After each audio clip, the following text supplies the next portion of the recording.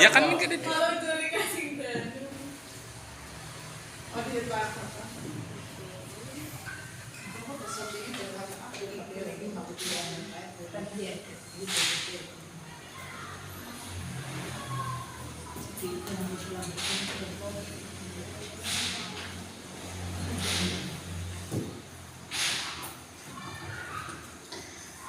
Bismillahirrahmanirrahim. Assalamualaikum warahmatullahi wabarakatuh.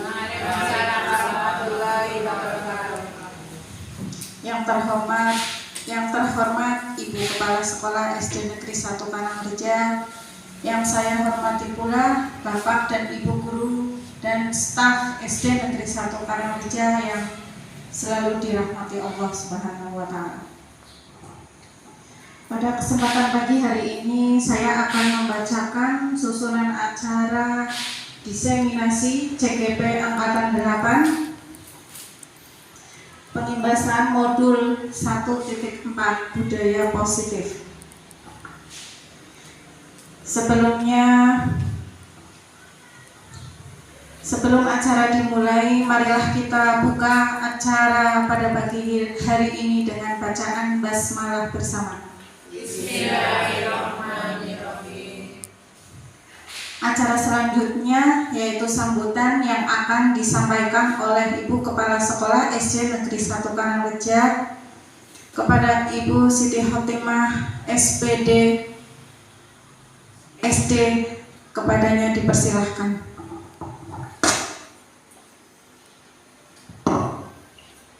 Assalamualaikum warahmatullahi wabarakatuh.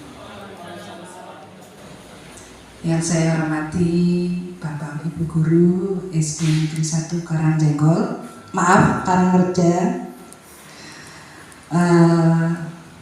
Pertama-tama marilah kita panjatkan puji syukur kehadirat Allah SWT atas limpahan rahmat dan hidayahnya kepada kita semua, sehingga pada hari ini kita bisa bersama-sama mengikuti acara pengimbasan modul 1.4 yaitu budaya positif, di mana di SD kita itu yang mengikuti CGP adalah Bu Mei Murdaningsih.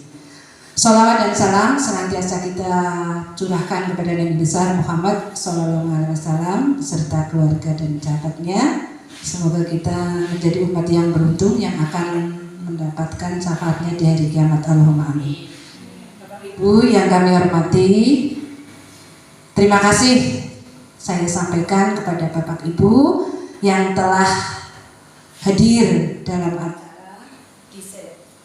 acara diseminasi pengimbasan modul 1.4 bagi CGP Angkatan 8 yang di SD kita dilaksanakan oleh Bu Mei Murdaningsih SPD SD.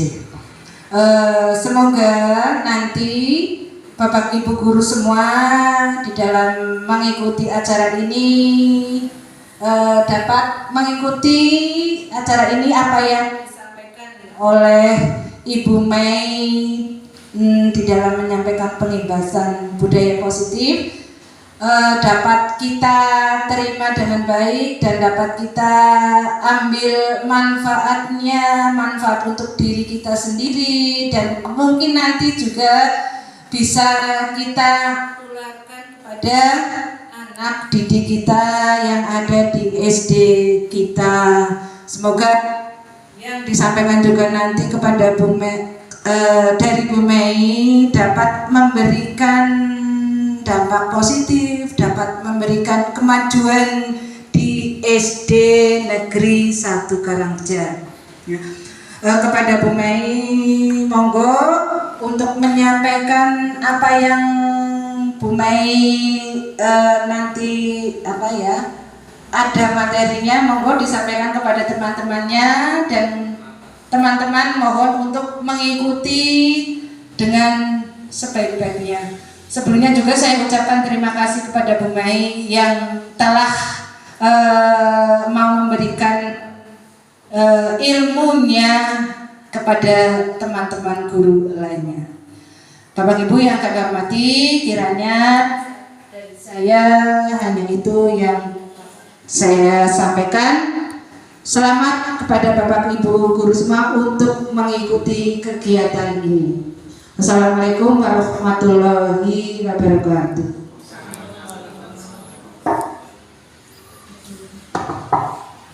Terima kasih atas sambutan yang telah disampaikan oleh Ibu Kepala Sekolah SD Negeri 1 Karangreja. Acara selanjutnya yaitu acara inti yang akan disampaikan oleh Ibu Mei Murtianingsih SPD SD. Kepadanya dipersilakan.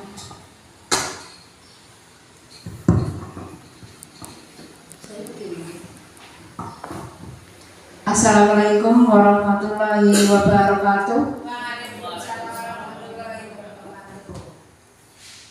Yang terhormat Ibu Kepala Sekolah SD Negeri 1 Karangreja, yang saya hormati Bapak Ibu guru beserta tenaga kependidikan SD Negeri 1 Karangreja.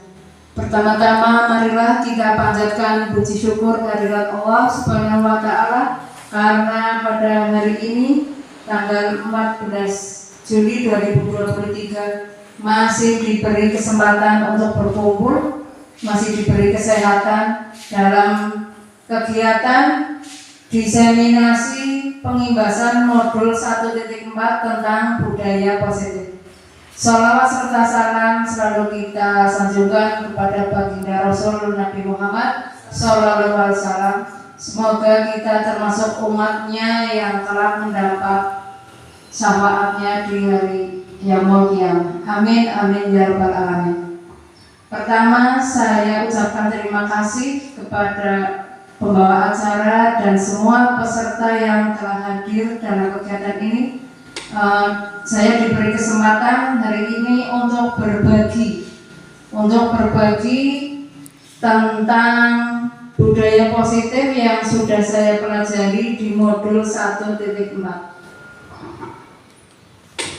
Jadi Bapak Ibu, materi ini adalah lanjutan dari kemarin. Kemarin adalah modul 1.3 tentang visi sekolah, sedangkan sekarang adalah budaya positif.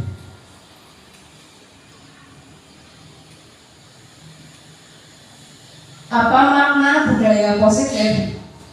Apa contoh penerapan budaya positif yang sudah kita terapkan, terutama kita sebagai pendidik? Berarti apa yang sudah diterapkan kita di SD Negeri 1 Karangreja? Budaya positif di sekolah yaitu nilai-nilai dan kebiasaan-kebiasaan di sekolah yang berpihak pada peserta didik agar mereka dapat berkembang menjadi pribadi yang kritis, penuh hormat dan bertanggung jawab. Lalu perubahan paradigma. Menurut filosofi pendidikan Ki Hajar Dewantara, itu bukan tabula rasa.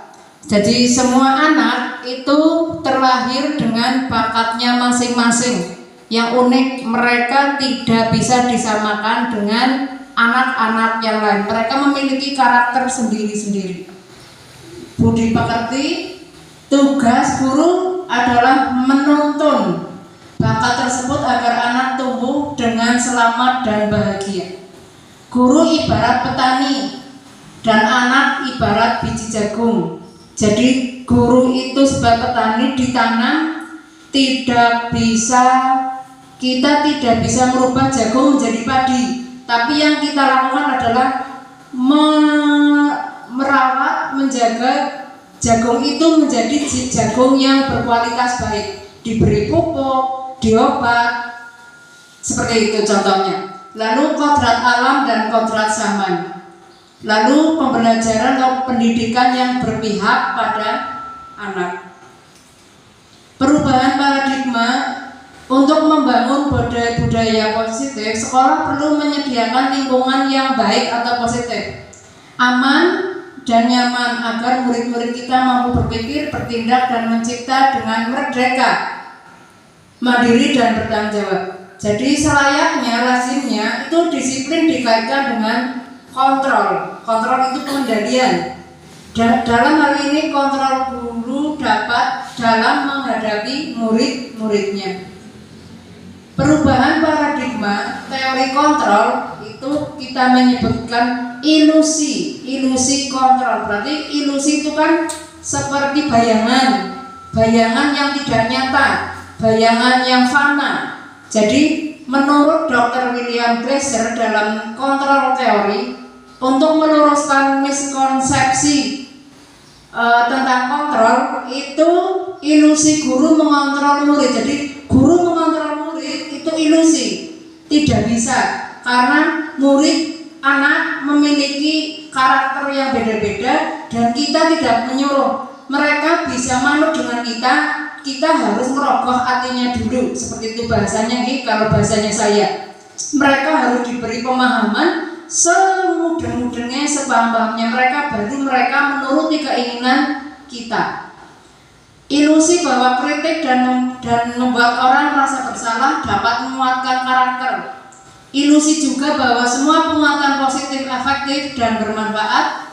Ilusi bahwa orang dewasa memiliki hak untuk memaksa. Lanjut, perubahan paradigma itu berkaitan dengan stimulus respon teori kontrol. Bisakah kita mengontrol seseorang? Nah, menurut William Glasser tadi itu ada dua, stimulus respon dan teori kontrol. Jadi kalau stimulus respon, kita mencoba mengubah orang agar berpandangan sama dengan kita. Kalau teori kontrol, kita berusaha memahami pandangan orang lain tentang dunia. Jadi bedanya kita memaksa dengan kita memberi mereka pengertian. Bedanya itu. Perilaku buruk dilihat sebagai suatu kesalahan. Terus orang lain bisa mengontrol saya bisa mengontrol orang lain. Pemaksaan ada pada saat bujukan gagal. Ketika kita membujuk murid tidak berhasil, jurus terakhirnya adalah memaksa, betul. Lalu model berpikir menang atau kalah. Sedangkan pada teori kontrol, semua perilaku memiliki tujuan. Jadi positif negatifnya anak, sifat-sifat mereka itu memiliki tujuan masing-masing yang kadang tidak bisa dipahami orang lain. Mereka punya alasan. Hanya Anda yang bisa mengontrol diri Anda. Betul tadi ya, guru tidak bisa mengontrol murid. Anda tidak bisa mengontrol orang, dan kolaborasi dan kesepakatan menciptakan pilihan-pilihan baru. Nah itu model berpikir menang-menang. Jadi tidak ada yang kalah. Apa makna disiplin? Kata disiplin sering dikaitkan dengan tata tertib, yaitu teratur dan kepatuhan pada peraturan. Atau disiplin juga sering dihubungkan dengan hukuman. Betul Bapak Ibu? Disiplin itu erat kaitannya dengan hukuman. Padahal itu sungguh berbeda, karena belajar dengan disiplin tidak harus dengan memberi hukuman. Mengajari mereka tidak harus dengan iming-iming hukuman. Awas sempoya orang garap, awas sempoya orang tayang, seperti itu. Justru itu adalah salah satu alternatif terakhir, dan kalau perlu jangan digunakan sama sekali. Jadi menghukum itu kan memaksa, terus kok tanda negatif seperti itu. Ki Hajar Dewantara menyatakan bahwa untuk mencapai kemerdekaan atau dalam konteks pendidikan kita saat ini, dan untuk menciptakan murid yang merdeka, syarat utamanya adalah harus ada disiplin yang kuat. Disiplin yang dimaksud itu adalah disiplin diri kita, diri siswa yang memiliki motivasi internal. Jika kita tidak memiliki motivasi internal, maka kita memerlukan pihak lain untuk mendisiplinkan kita. Jadi faktor utama anak disiplin atau tidak itu berasal dari dirinya sendiri. Jika dirinya sendiri tidak bisa, harus membutuhkan orang lain, yaitu kalau di sekolah adalah gurunya. Teori motivasi perilaku manusia yang pertama, untuk menghindari ketidaknyamanan atau hukuman, biasanya seperti itu ya. Terus untuk mendapatkan imbalan dari orang lain atau institusi. motivasi agar tidak dihukum. Terus untuk menghargai diri sendiri menjadi insan sesuai harapan kita.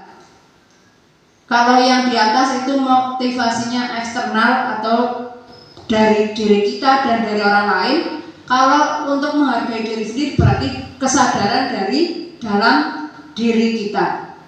Nah, budaya positif itu adalah awalnya. Budaya itu berkembang di lingkungan, lingkungannya menjadi positif. Lingkungan menjadi keyakinan kelas, atau di kelas kita itu biasanya mengatakan tata tertib, peraturan, itu ya. Jadi sama keyakinan itu peraturan. Seperti itu, hanya bahasanya sekarang keyakinan seperti itu. Keyakinan kelas, hukuman dan penghargaan. Mengapa tidak peraturan saja? Kenapa harus keyakinan? Satu, mengapa ini contohnya? Mengapa kita memiliki peraturan harus menggunakan helm bila mengendarai kendaraan roda 2? Itu ya. Apa kita jalan milik kita sendiri? Kan tidak. Jadi kita harus tunduk dengan peraturan. Terus mengapa kita memiliki peraturan 3M kemarin pada zaman COVID? Itu ya. Itu juga kita harus tunduk pada peraturan. Mengapa kita memiliki peraturan harus datang tepat waktu pada saat mengikuti pelatihan atau sekolah itu ya, masuk jam pelajaran harus tepat waktu, seperti itu contohnya. Keyakinan kelas itu adalah nilai-nilai kebajikan atau prinsip universal yang disepakati bersama secara universal, lepas dari latar belakang suku, negara, bahasa maupun agama, yaitu menurut Goossens pada tahun 1998. Jadi suatu keyakinan akan lebih memotivasi seorang dari dalam, berarti dari dalam dirinya sendiri. Seseorang akan lebih bersemangat untuk menjalankan keyakinannya daripada hanya sekedar mengikuti serangkaian peraturan. Jadi kita mematuhi peraturan, tapi harus kembali kesadaran kita masing-masing. Pembentukan keyakinan kelas. Keyakinan kelas bersifat abstrak daripada peraturan yang lebih rinci dan konkret. Keyakinan kelas berupa pertanyaan-pertanyaan yang universal, jadi yang biasa terjadi dalam kehidupan sehari-hari di sekolah. Pernyataan keyakinan kelas senantiasa dibuat dalam bentuk positif. Keyakinan kelas hendaknya tidak terlalu banyak sehingga mudah diingat, mudah diikuti, mudah dipahami. Semua warga kelas sebaiknya ikut berkontribusi dalam membuat kegiatan kelas lewat surat pendapat. Jadi keyakinan kelas itu diambil berdasarkan ide-ide dari seluruh siswa di kelas. Seperti itu. Bersedia meninjau kembali keyakinan kelas dari waktu ke waktu. Nah, ini ada contoh peraturan. Ini termasuk keyakinan kelas atau nilai kebajikan yang dituju. Contohnya, selalu mengembalikan buku ke tempatnya. Misalkan di perpus sudah meminjam, terus dikembalikan. Ini berkaitan dengan tanggung jawab. Oh iya, kalau saya ambil buku, meletakkannya sembarangan, pasti nanti Pak Guru akan mencarinya. Pasti petugas perpusnya akan merasa tidak suka karena tidak rapi, seperti itu. Terus dilarang mengganggu orang lain, ini kaitannya dengan saling menghormati. Hadir di sekolah 15 menit sebelum pelajaran, itu juga menghormati orang lain atau komitmen. Dilarang melakukan kekerasan, ini berkaitan dengan keselamatan dan menghormati orang lain. Dilarang menggunakan narkoba. Narkoba itu berkaitan dengan kesehatan. Ada yang lain, misalkan selain kesehatan yang berkaitan dengan nilai kebajikan, misalkan selain kesehatan, keselamatan juga ya Bu. Keselamatan juga gitu. Iya. Terus bergantian atau menunggu giliran, ini biasanya budaya antri, yaitu nilai kebajikannya saling menghormati, harus sabar, seperti itu, sabar mengantri. Lalu menggunakan masker, yaitu kesehatan dan keselamatan. Jangan berlari di kelas atau koridor, lari-lari di halaman kelas ini. Itu juga berkaitan dengan keselamatan dan keamanan. Dihukum oleh penghargaan. Pengaruhnya jangka pendek dan jangka panjang. Penghargaannya menghukum, penghargaan mengurangi ketepatan, penghargaan tidak efektif, dan penghargaan juga merusak hubungan. Tindakan guru, contohnya ini Bu, Bapak, ada kegiatan mencatat 100 kali di dalam buku menulis kalimat, saya tidak akan terlambat lagi karena terlambat sekolah. Bu gurunya menyuruh, kamu tulis 100 kali di bukumu. Nah, itu termasuk hukuman. Lari mengelilingi lapangan basket 2 kali karena terlambat hadir sekolah juga termasuk hukuman. Murid diminta untuk push up 15 kali karena tidak memakai masker, hukuman. Menggantikan kertas tugas teman yang telah dicoret-coret, itu termasuk konsekuensi karena dia harus belajar bertanggung jawab. Konsekuensinya, kamu menyobak, ya kamu harus ganti, seperti itu. Lalu membersihkan tumpahan air di meja tulis karena bersenggol pada saat belajar, nyenggol temannya, minumnya tumpah, akhirnya airnya membasahi meja, membasahi baju. Nah, dia harus membersihkan, itu konsekuensi. Meminta murid tidak mengenakan sepatu seharian di sekolah karena tidak menggunakan sepatu hitam, termasuk hukuman. Dan yang terakhir, lari mengelilingi lapangan basket karena terlambat 10 menit pelajaran PJOK. Ini termasuk konsekuensi karena ini termasuk dalam kegiatan. Lanjut. Perbedaan hukuman dan konsekuensi. Yang saya duduk. Jadi kalau hukuman sesuatu yang menyakitkan harus terjadi. Betul yang menyakitkan ya. Membuat anak sakit fisik maupun hati untuk jangka waktu lama. Biasanya anak yang dihukum merasa trauma, mendorong anak menyakiti diri sendiri, atau itu anak membenci kedisiplinan, paksaan, konsep diri yang buruk karena dia tidak diberi kesempatan untuk menjelaskan, tidak diberi kesempatan orang lain untuk memahami dirinya sendiri. Makanya itu hukuman adalah hal yang negatif. Anak belajar untuk menyembunyikan kesalahan, marah, rasa bersalah, dipermalukan, merasa tak dihargai. Ini nanti efeknya ke anak adalah jiwanya jadi mungkin jadi pemberontak, pembohong, seperti itu. Sedangkan konsekuensi itu sesuatu harus terjadi, membuat anak merasa tidak nyaman dalam jangka waktu yang pendek, tidak selamanya. Anak menghargai disiplin, terus stimulus dan diberi tanggapan, mendorong anak agar mudah menyesuaikan diri karena konsekuensi sudah ada keyakinan kelas atau peraturan. Kita menyadarkan dia, kita mengajak mereka untuk memahami kemauannya apa sih, kenapa dia berbuat salah seperti itu. Terus anak belajar untuk mematuhi peraturan, kehilangan hak, dibuat tidak nyaman, diasingkan untuk sementara. Ada tambahan? Kebutuhan dasar manusia yaitu cinta kasih atau diterima, kesenangan, penguasaan, kebebasan, dan survival. Survival artinya apa Bu tadi? Buria? Survival artinya apa?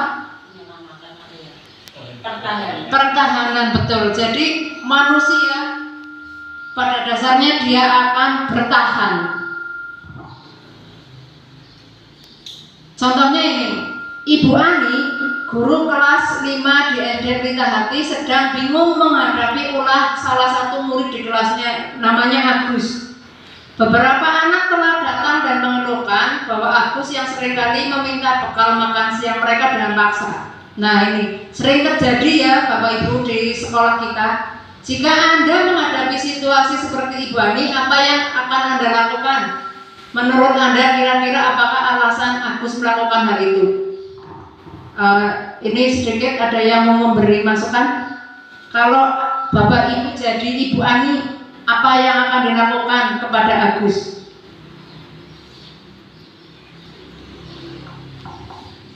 Menurut Pak Ali kan guru kelas 1 kemarin ya Pak Ali?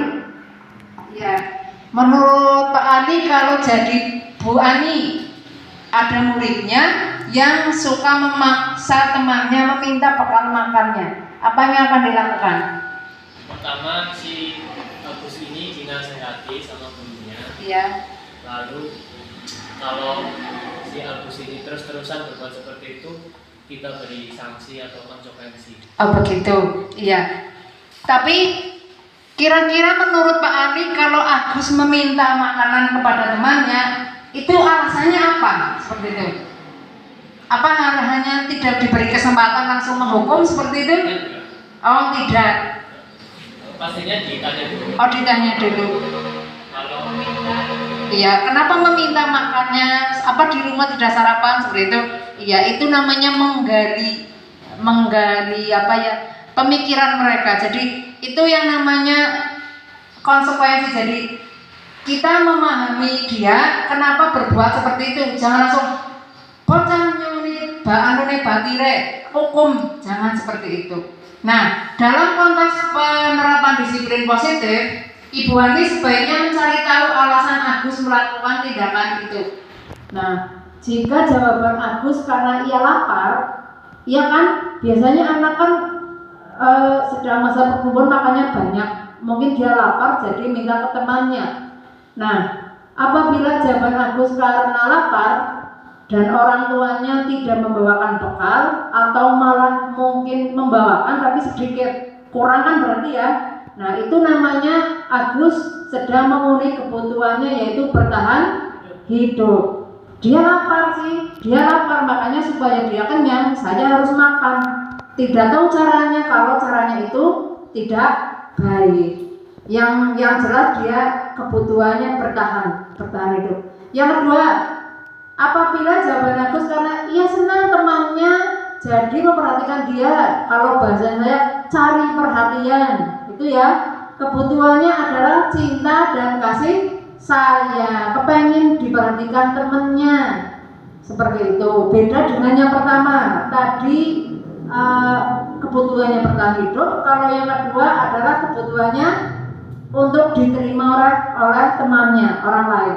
Terus yang ketiga, apabila jawaban Agus adalah dia merasa hebat karena temannya jadi takut dan menuruti keinginannya, beda lagi ini. Berarti anaknya gemagusan seperti itu. Ini berarti kebutuhannya adalah penguasaan.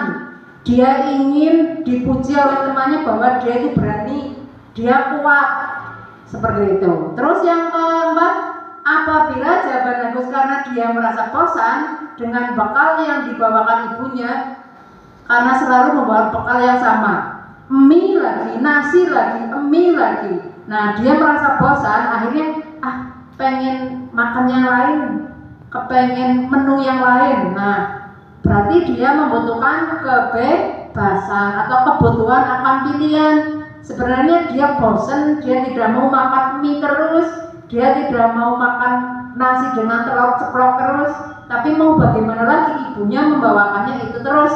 Makanya caranya itu dengan meminta temannya. Dan yang terakhir, apabila jawaban Agus karena hanya iseng, dia menikmati ekspresi wajah temannya yang kesal karena diambil makanannya. Ini iseng, usil gitu ya. Berarti dia kebutuhannya kesenangan. Senang lihat temannya nangis, senang lihat temannya marah-marah, seperti itu. Jadi dari peristiwa tadi Agus, ini satu kejadian saja kita bisa menggali ya, apa alasannya Agus seperti itu. Nah, ini 5 posisi kontrol. 5 posisi kontrol kita sebagai guru. Yang pertama, motivasi, identitas gagal atau kontrol dari luar, identitas berhasil, sukses, identitas berhasil. Ini mohon maaf, Karena waktu sudah siang, saya jelaskan sedikit saja. Itu guru berbuat menghardik, menunjukkan, menyakiti, menyindir. Itu kalau penghukum. Guru kadang kan judes banget, ya. Bocah sih orang tahu ada gasik ya terlalu. Jadi anak tidak diberi kesempatan untuk membela dirinya.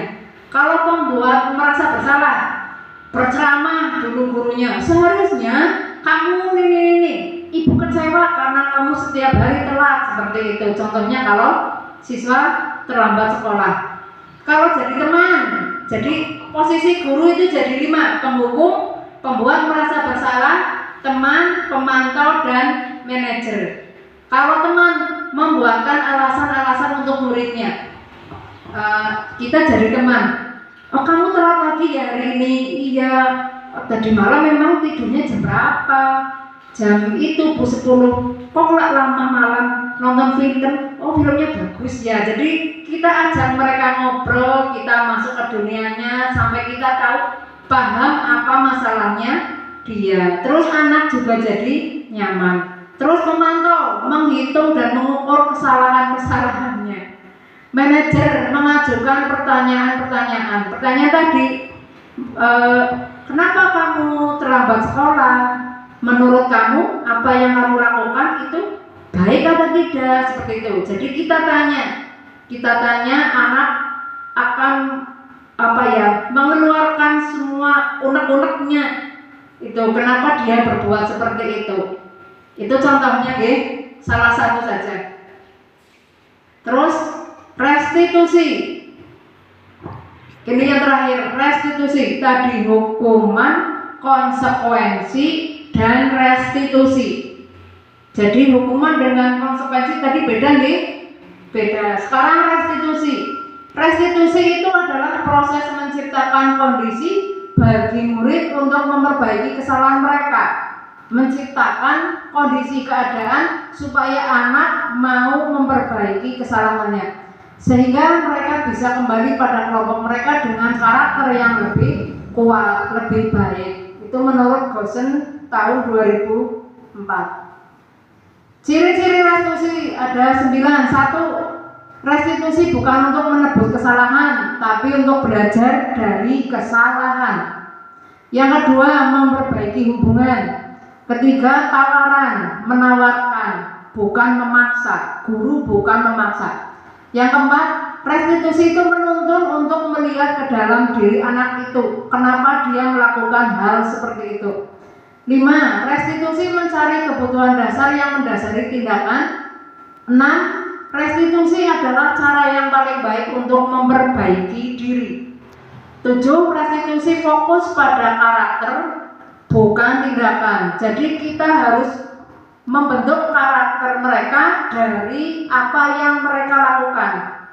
Positif atau negatif, dia harus belajar. Dia harus belajar mengenai bahwa apa yang dia lakukan itu kira-kira perbuatannya positif atau negatif. Terus kedepannya mau bagaimana, seperti itu. 8. Restitusi fokus pada solusi. Solusi itu berarti jalan keluar masalah, bukan memotong masalah, yaitu dengan hukum. Menghukum memang selesai peristiwa di sekolah, tapi masalah anak belum selesai. 9. Restitusi mengembalikan murid yang berbuat salah pada kelompoknya. Jadi anak tidak merasa minder, tidak merasa trauma, tidak merasa takut. Nah, ini adalah segitiga restitusi, yaitu, mohon maaf ini tidak jelas. Segi restitusi itu validasi kebutuhan, menstabilkan identitas, dan menunjukkan keyakinan. Begitu Bapak Ibu. Jadi itu tadi adalah budaya positif. Kaitannya yang sudah biasa dilaksanakan di sekolah kita. Demikian materi yang bisa saya sampaikan hari ini. Mohon maaf yang sebesar-besarnya bila dalam penyampaian materi saya kurang baik atau kurang jelas. Saya mohon maaf yang sebesar-besarnya. Wabillahi taufiq wal hidayah. Wassalamualaikum warahmatullahi wabarakatuh.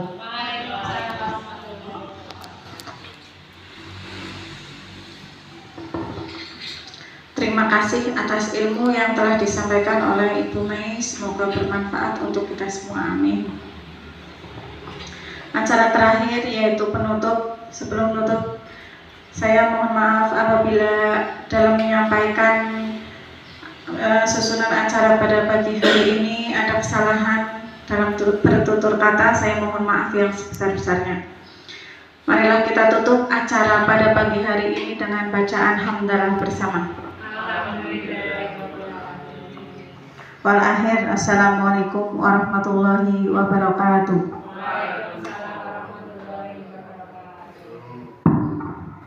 Matur nuwun nggih Bapak Ibu.